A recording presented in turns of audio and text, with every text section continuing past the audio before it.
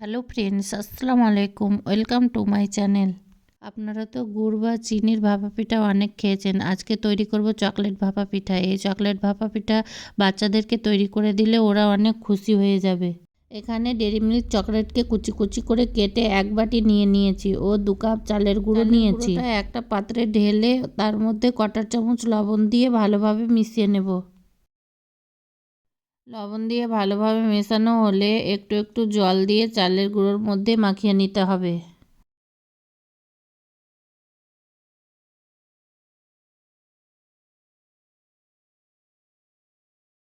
দেখুন এইভাবে একটু একটু জল দিয়ে ভালোভাবে মাখিয়ে নেব। জল দিয়ে মাখানোর পরে চালের গুঁড়োটা এরকম হালকা ঝরঝরে থাকবে। এবার একটা ছাঁকনির সাহায্যে চালের গুঁড়োটা ভালোভাবে চেলে নেব। সব চালের গুঁড়ো চালা হয়ে গেছে। এবার একটা ছোট বাটিতে নিচে হালকা করে চালের গুঁড়ো দিয়ে উপরে একটা চকলেটের লেয়ার দিয়ে দিব।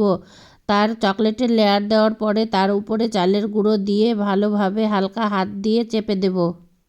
গ্যাসের উপরে আগে থেকে জল গরম করতে রেখে দিয়েছিলাম। জলটা ভালোভাবে ফুটে হলে নেটওয়ালা জালি গামলা রেখে নেটের কাপড়ে দিয়ে বাটিটা উল্টিয়ে রেখে দিতে হবে।